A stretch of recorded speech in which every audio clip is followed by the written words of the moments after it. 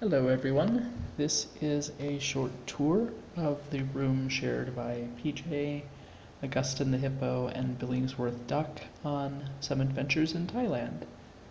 If you are curious about what a fairly modern, comfortable, clean, well-equipped accommodation in Asia would look like, this is I would say a high-end version of that particular genre of accommodation. It's a little bit better than many similar places that I have stayed in India, in that the electricity is a great deal more consistent, the grid does not fail continually, and the air conditioning is not simply effective, but enough to make somebody positively cold if it's left on. Anyway, so here we have at the door, which conveniently locks, though no one locks it around here, the schedule that student members of the community at least engage in, which appears pretty demanding. I wouldn't want to have to do all of these things. Okay. We have a nice Asian bath here on the left. A pair of sandals to keep you from slipping. A little bit of an offset so that water will have a chance to not enter into your room.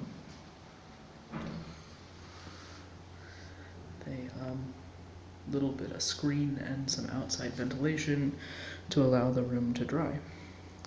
Anyway, it's a typical bathroom, has very, very, very good hot water, unlike most places in Asia that I have stayed. Has its own spray to obviate the need for toilet paper. This toilet paper was provided, rather unnecessarily, in that you will find if you travel in Asia that there are alternatives to toilet paper, and you'll get used to it.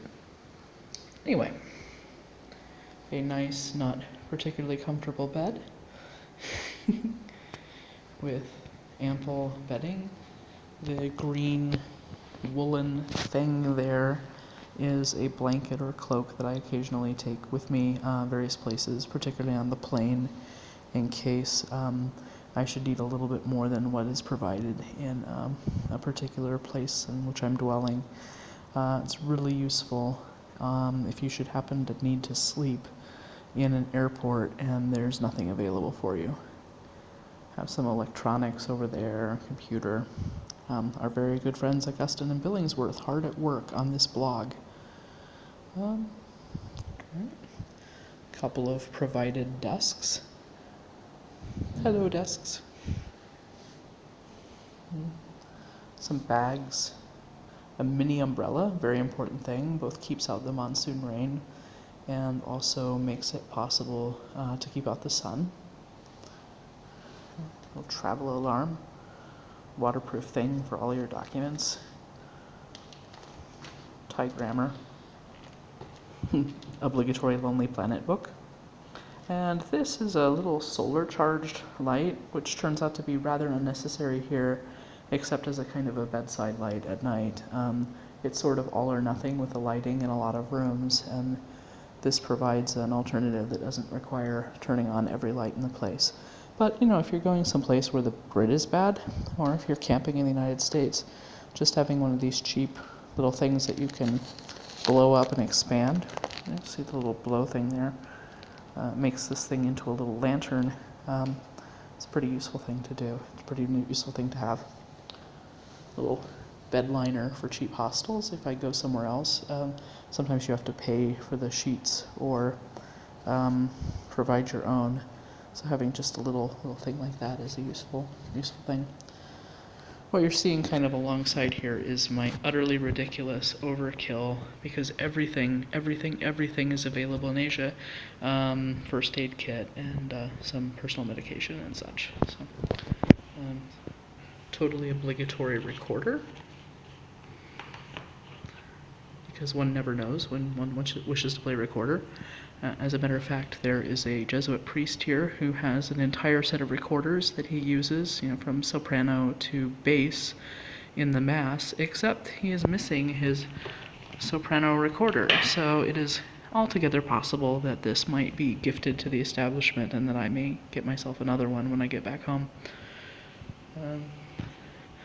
Augustine and Billingworth's very cute sleeping bag, which they have not much needed.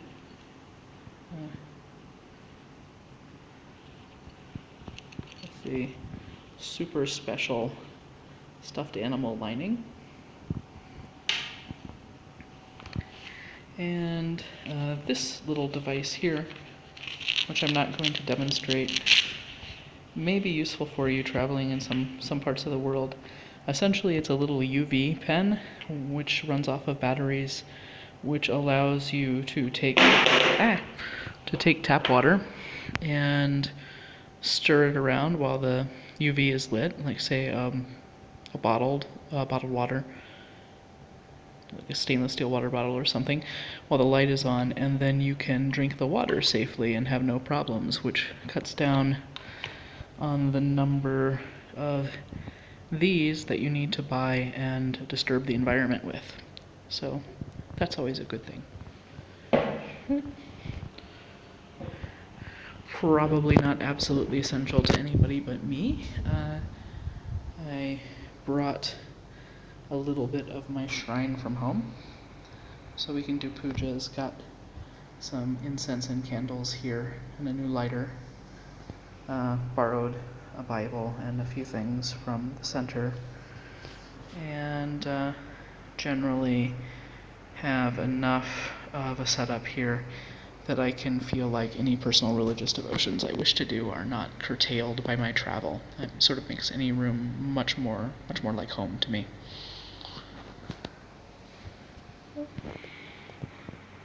In the area of shameless recommendations, over here, you just see a normal piece of luggage and then a spare army canvas duffel, which is kind of think of it as having two straps like a backpack, the green thing, little St. Christopher's medal. It's stolen from the novel Dharma Bums, I believe, maybe On the Road, where Jack Kerouac explains that he has this bag that is full of all of the things that he needs to wander the world as a kind of nomadic itinerant, with St. Christopher sort of looking on to make sure that everything works, everything is safe.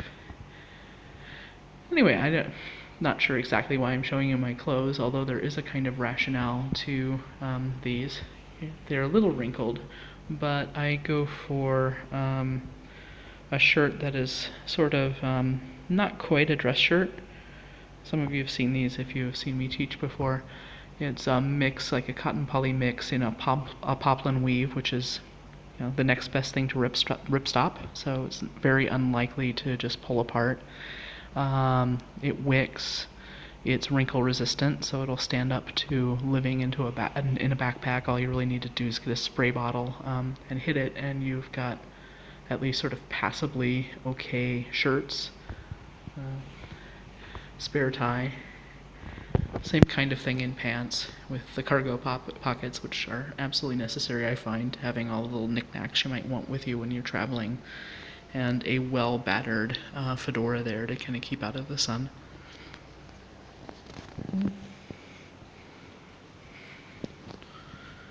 Obligatory walking stick with its own little bag in case I'm going to a market or something.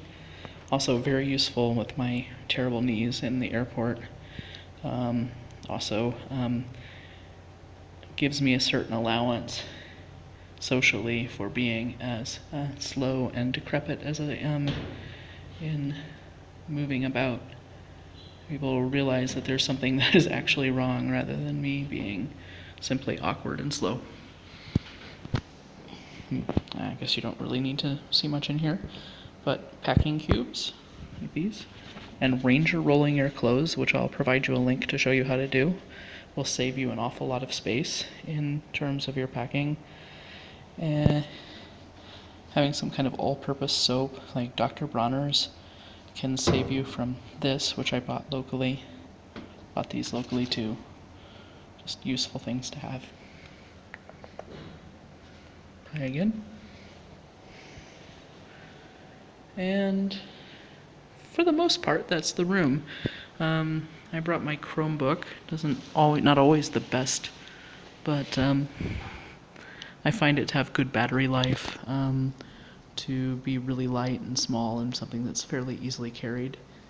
And sort of last but not least, a little carrier strap here for my water bottle to avoid, again, all this unnecessary purchase of things, water bottles, plastic things to fill the environment with. And the neat thing about this is that without a whole lot of extra weight, you get your own little cup with a little lid, a little bit of measuring, so that if I'm in any place at all where there's a kitchen, I can make myself a little bit of food for really not a great deal of extra weight. So if you don't want to handle something like this, voila, you need to set it down. A little no weight pot holder there, and a titanium spork and little Swiss Army knife. Anyway, this is probably about 10 times more than what I really needed to take, but it's enough to make me feel comfortable that I can meet any kind of circumstances and situations without too much inconvenience. So this is a tour of the place, and I guess for any of you, like my mother, who might be watching this being worried, you can see that I have in no way sacrificed my standard of living by coming to Thailand. In fact, I feel that it's largely been an upgrade, that I am much more comfortable than I might have been in my house, where there are certain kinds of things that are not working as well as they should. So it's all very good, and I think we've talked enough about a room, more than anybody's actually interested in, so I will cut this short and let you have a great day. Peace.